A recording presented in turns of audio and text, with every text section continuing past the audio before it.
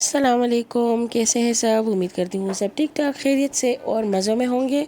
आज काफ़ी टाइम बाद एक और वीडियो आ रही है जो वॉइस ओवर के साथ है, तो मैंने सोचा मैं आपके साथ शेयर करूँ। ये शाम का टाइम था, बस अभी मैंने थोड़ी सी वीडियो बनाई और फिर अंदर जाकर कुछ कुकिंग करेंगे और साथ साथ ही आपके साथ मैं उसकी वीडियो भी शेयर करूँगी।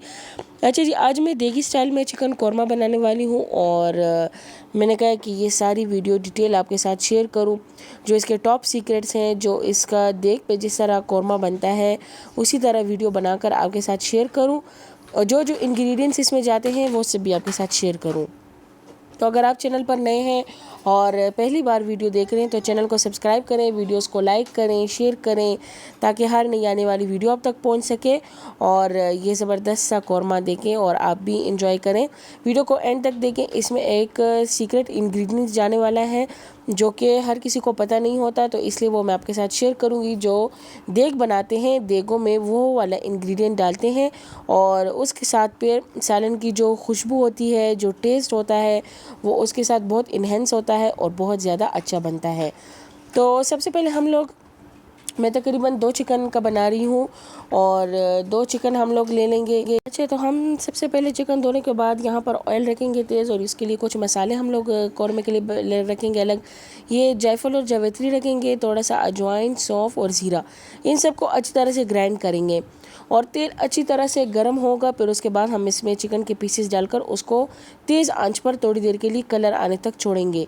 इसको रोस्ट करने का सबसे बड़ा फ़ायदा ये है कि चिकन जब हम कौरमे में डालेंगे तो वो टूटेगा नहीं, वो सख्त सख्त होगा और हम उसको अच्छी तरह से बस कौरमे में फ्राई करेंगे और वो बहुत ज़बरदस्त बनेगा।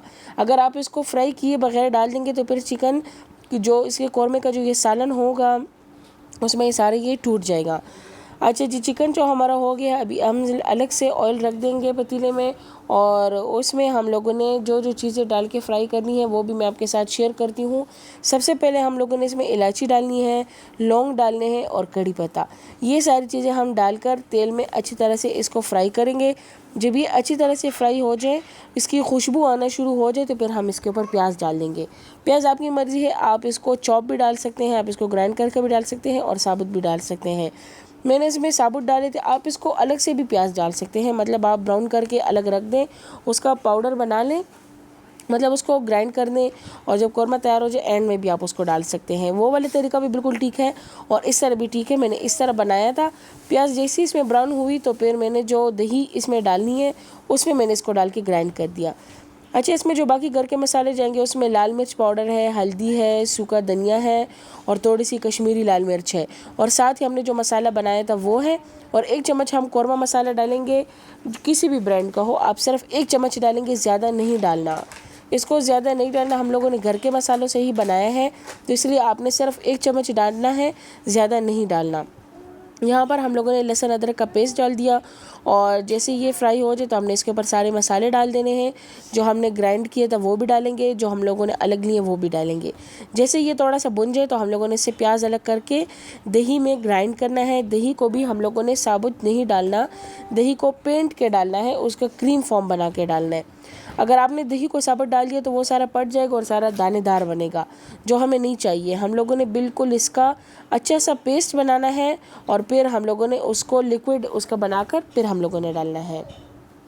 जैसे ही हम लोग दही उसमें डालेंगे तो ये ग्रेवी बहुत ज़बरदस्त और अच्छी बन जाएगी। जैसे ही ये बन जाए तो हम लोगों ने साथ ही उसके ऊपर चिकन डाल देना है। ये देखिए, अभी इसमें हम दही डाल देंगे और अच्छी तरह से इसको मिक्स कर लेंगे। दही को आपने ज़रूर पेंट के डालना है, मैंने जूसर से ग्राइंड किया है, आप भी ग्राइंड करके डालिएगा तो बहुत ज़्यादा अच्छा इंशाल्लाह बनेगा। ये देखिए, अभी हमने इसमें चिकन डालेंगे और थोड़ी देर के लिए इसको पकाएंगे, फिर इसके ऊपर ढक्कन रखेंगे ताकि इसका जितना भी ऑयल है वो सारा ऊपर आ जाए, क्योंकि चिकन हमारा तकरीबन 80% तक कुक हुआ है और 20% तक हम लोगों ने कौरमे में इसको अच्छी तरह से फ्राई करना है। ये देखिए, ये अच्छी तरह से फ्राई हो रहा है, कलर भी माशाल्लाह बहुत ज़बरदस्त आ रहा है और इसके ऊपर ढक्कन रख दिया है। 10 मिनट के लिए हम इसको दम देंगे। जैसे जैसे इसके ऊपर तेल आना शुरू हो जाएगा बस ये तैयार हो जाएगा। ये देखिए, ये सारा अल्हम्दुलिल्लाह तैयार हो गया है और बस हम लोगों ने एंड पे सिर्फ इसको थोड़ा सा अगेन दम देना है। और जो इसका लास्ट और टॉप इंग्रेडिएंट है वो भी मैं आपके साथ शेयर करती हूँ कि एंड में हम लोगों ने इसके ऊपर क्या डालना है। सबसे एंड पे हम लोगों ने इसमें डालना है केवड़ा एसेंस। 1 चम्मच आप केवड़ा एसेंस लेंगी और आपने वो डाल देना है। इसके साथ इसका खुशबू, जो सालन की खुशबू होगी, जो इसका टेस्ट होगा, वो सारा बिल्कुल देग की तरह हो जाएगा और देगी स्टाइल में ये बन जाएगा। इसके ऊपर जो ऑयल आ जाता है, जो इसके चिकन का जो फ्लेवर होगा, जो टेस्ट होगा, सारा कुछ उस तरह आ जाएगा। और इसमें मैंने नमक भी डाला था, शायद वीडियो में नहीं बना, तो नमक भी आपने अपने टेस्ट के हिसाब से मसालों के टाइम पे डाल देना है। और इंशाल्लाह बाकी जो वीडियो होगी तो वो मैं आपके साथ साथ शेयर करती जाऊंगी। आप चैनल को लाइक करें, शेयर करें, सब्सक्राइब करें ताकि हर नई आने वाली वीडियो आप तक पहुंच सके।